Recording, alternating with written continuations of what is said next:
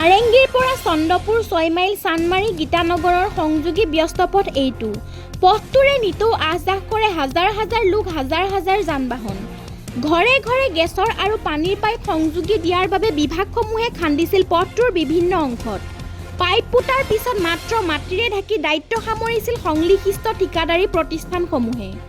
ইয়াৰ পিছত সেই ঠাইৰে যান-বাহন চলাচল কৰাৰ লগতে এজাক বৰষুণ দিয়াৰ পিছত সৃষ্টি হৈছে প্ৰকাণ্ড গাঁতৰ। প্ৰতিখন বাহনে এতিয়া কৰিব লগা হৈছে বিপদসংকুলভাৱে যাতায়াত। এজাক বৰষুণৰ পিছতে ঠায়ে ঠায়ে জমা হৈ ৰৈছে পানী। ৰাজধানী চহৰ গুৱাহাটী মহানগৰীৰ মাজমজিয়াৰ পথৰ এনে দুৰৱস্থাৰ প্ৰতি চকু পৰা নাই গড়কাপ্তানি বিভাগৰ।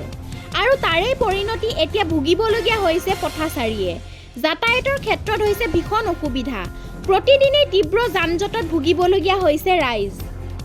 কি ক'ম, এইটো ৰাইজৰ যিটো অসুবিধা সেইটোতো চবে দেখি আছে। এতিয়া কিছুমান ব্যক্তিগত কোম্পানীৰ নিজৰ স্বাৰ্থৰ কাৰণে কাম কিছুমান কৰিছে। ঠিক আছে, পানীৰ পাইপ হওক, গেছৰ পাইপ হওক, ৰাইজৰ সুবিধা হয়, ঠিকে আছে, কাম কৰিব লাগিব।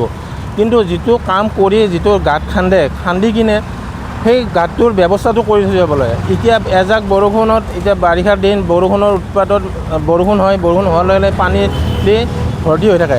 এতিয়া গাড়ী এখন আহিলে, স্কুটি হওক, বাইক হওক, যেতিয়া আহিব সেই গাঁতে আছে নে কি পুখুৰী আছে সেইটো গমেই নাপায়। নাপাৰ লগত তাতে গুচি যায়, যোৱাৰ পিছত বাগৰি পৰি যায়। সেনেকুৱা বহুতো এক্সিডেণ্ট হৈছে।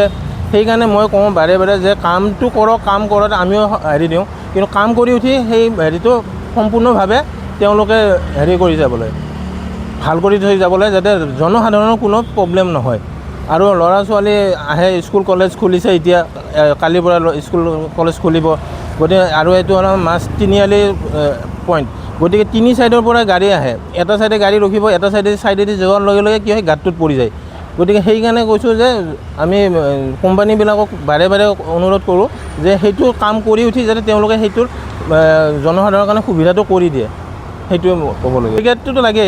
যদি গাঁতটো কাম কমপ্লিট হৈ উঠা নাই, তাতে এটা বেৰিকেড দিয়ক, যাতে জনসাধাৰণে গম পায় যে ইয়াতে বিপদ আছে। গতিকে আমি চাইডেদি যোৱাটো আমাৰ সুবিধা হয়। নাৰেংগী মাজমজিয়াতে ইমান ডাঙৰ গাঁত। মাজমজিয়াতে যিটো মেইন পুলিচ পইণ্টৰ সেইটোতে হৈছে না, আৰু গোটেই গাড়ীখিনি হয় সেইখিনিতে।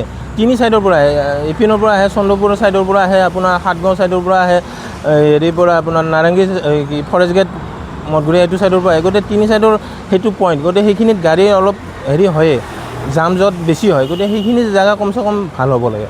কি ক'ব বিভাগীয় কৰ্তৃপক্ষ কি বুলি গতিকে সেইটোত তেওঁলোকৰ ব্যৱস্থাটো কৰিব মই অনুৰোধ জনাইছোঁ।